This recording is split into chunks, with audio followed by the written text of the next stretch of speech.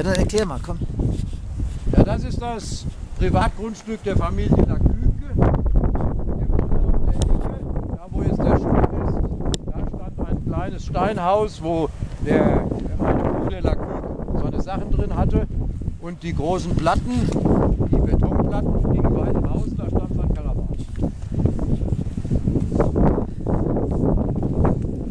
Das war unser normaler Runtergang von hier. Und vor vielen Jahren ging hier eine Düne weit raus und da stand der Herr Netto mit seinem Wohnwagen. Aber das ist schon einige Jahre her. Und noch im Sommer ging hier ein Weg leicht nach oben bis zu der letzten Hütte. Da waren Pflanzungen von der Frau Hertz, die wir uns gleich anschauen.